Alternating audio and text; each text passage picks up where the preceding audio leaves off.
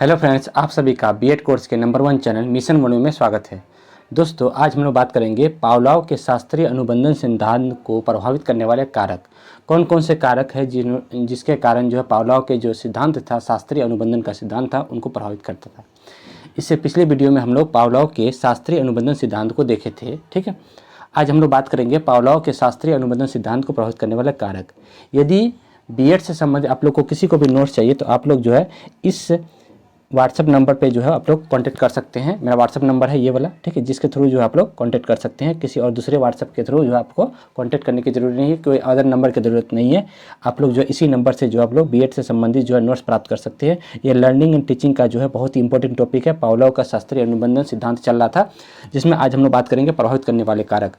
Pavlov जो जिन्होंने प्रयोग किया था कुत्ते पे, है ना, कि किस प्रकार कुत्ते के सामने भोजन देने पर जो है उनके कुत्ते के मुंह से जो है लार आ रहा था, फिर उसके बाद घंटी बजा रहा था, भोजन दे रहा था, फिर उसके मुंह में लार आ रहा था। तो इस प्रकार से जो है उन्होंने सीखा कि बार बार जो है कोई भी अगर हम उद्दीपक देते हैं तो उसके फलस्वरूप जो है कुत्ता क्या करने लगता है, अनुक्रिया करने लगता है। ठीक है, तो आज हम लोग बात करेंगे इसको कौन कौन से कारक है जिससे इस सिद्धांत को प्रभावित कर सकता है।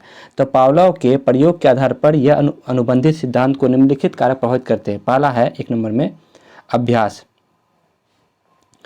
एक नंबर में अभ्यास, ठीक है, यह स्वाभाविक और अस्वाभाविक उद्दीपकों को आवृत्ति होने से अभ्यास अधिक होता है। यानी कि स्वाभाविक और अस्वाभाविक, है ना। स्वाभाविक का मतलब अपने आप जो है भोजन को देख के जो है कुत्ते के मुंह में लार आना, वो स्वाभाविक क्रिया हुआ, है ना।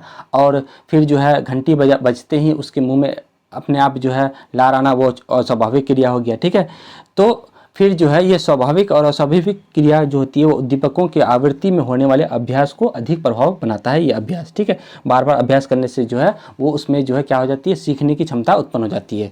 दूसरा नंबर में समय। समय का जो है इसमें बहुत ही इंपॉर्टेंट रोल दिया गया है कि समय जो है शास्त्रीय अनुबंधन सिद्धांत जो था पावलोव का, उसमें बहुत ही अहम भूमिका निभाती है। प्रयोग में उद्दीपकों की उपस्थिति में समय का महत्व दिया गया। जैसे हम भोजन दे रहे थे, है ना, जैसे मान लिया कुत्ते के सामने जो है कुत्ते के सामने क्या दे रहा था, भोजन दे रहा था। ठीक है, तो भोजन दे रहा था, फिर ऐसा हुआ कि घंटी बजने पर फिर भोजन दिया रहा था, घंटी बजने पर भोजन दिया रहा था।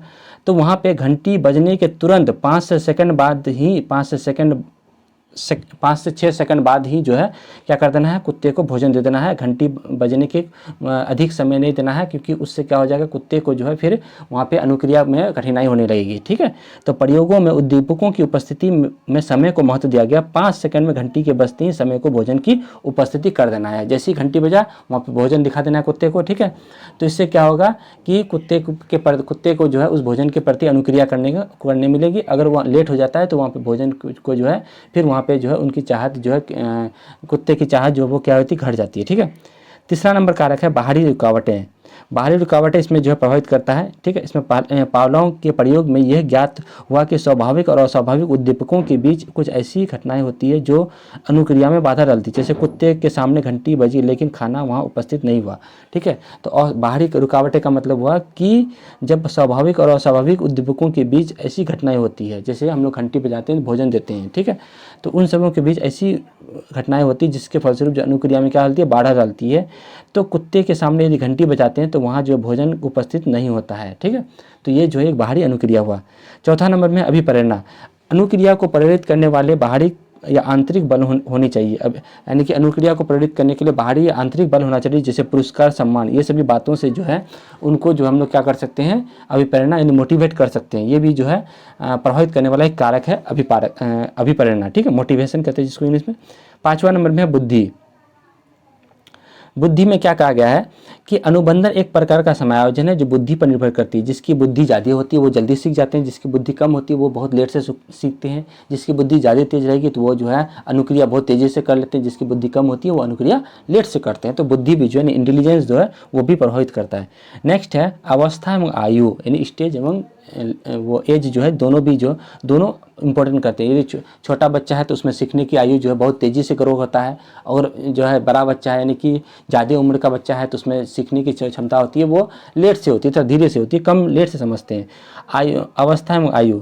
अनुबंधन समायोजन में जो बुद्धि पर भी निर्भर करता है। छोटे बालकों में सीखने की क्षमता अधिक पाई जाती है। सीखने बालकों में जो है सीखने की क्षमता, ऐसा देखा गया है कि इसमें जो कैपेसिटी होता है, सीखने की क्षमता होती है, लर्निंग की जो क्षमता होती है वो बहुत ही अधिक तेज़ी से पाया जाता है। ठीक है, फिर नेक्स्ट है 7वां नंबर में स्वास्थ्य। स्वास्थ्य का यानी हेल्थ का जो है बहुत ही ज़्यादा इंपॉर्टेंट किया गया है। स्वास्थ्य अनुक्रिया पर निर्भर करता है, लेकिन एक स्वस्थ व्यक्ति में भय कम होता है। एक स्वस्थ व्यक्ति में जो होता है वो क्या होता है, भय कम होता है।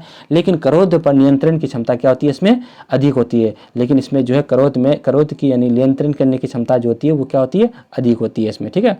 तो यहाँ पे जो है ये हम लोग बात कर सकते हैं कि क्रोध पर जो है ये नियंत्रण करने की क्षमता जो है अधिक होती है। जैसे स्वस्थ मनुष्य होता है तो उसमें भय कम होता है ना, और उसमें क्रोध में नियंत्रण करने की क्षमता अधिक होती है। जो व्यक्ति अस्वस्थ होते हैं उसमें जो है भय अधिक पाया जाता है और उसमें क्रोध को नियंत्रण करने की क्षमता फिर कम हो जाती है। नेक्स्ट है वातावरण। वातावरण का बहुत ही अहम इंपॉर्टेंट रोल होता है। वातावरण किस प्रकार का होना चाहिए ताकि जो है उसमें जो है प्रयोग करने में आसानी लगे। अगर वातावरण प्रभावित करता है तो यहाँ पे जो वातावरण एक प्रभावित करने वाला बहुत ही इंपॉर्टेंट कारक है इन्वायरमेंट, ठीक है। तो वातावरण में पाई जाने वाली क्रियाएं एवं चीज़ों से लोग अनुबंधित हो जाते हैं। वायुमंडल में यानी वातावरण में जो भी क्रियाएं करती है उससे लोगों को क्या होती है, अनुबंधित यानी उसके प्रति जो है क्रियाएं करने लगती है। तो यहाँ पे हम लोग देखें लगभग 8 पॉइंट को देखें कि पावलोव के शास्त्रीय अनुबंधन सिद्धांत को प्रभावित करने वाले कौन कौन कारक थे। जैसे 1 नंबर में था अभ्यास, फिर दूसरा में था समय, तीसरा में बाहरी रुकावटें, फिर चौथा में था अभिप्रेरणा, 5वां में था बुद्धि, 6ठा में अवस्था एवं आयु, और 7वां में स्वास्थ्य, और 8वां में वातावरण था। ठीक है दोस्तों, इसी तरह से मेरे चैनल पर बने रहे और हम लोग इसके बाद जो है पावलोव के शास्त्रीय अनुबंध सिद्धांत के जो है शैक्षिक निहितार्थ को लेके आएंगे। ठीक है दोस्तों, फिर नेक्स्ट टॉपिक में नेक्स्ट वीडियो के साथ मिलते हैं, तब तक के लिए धन्यवाद।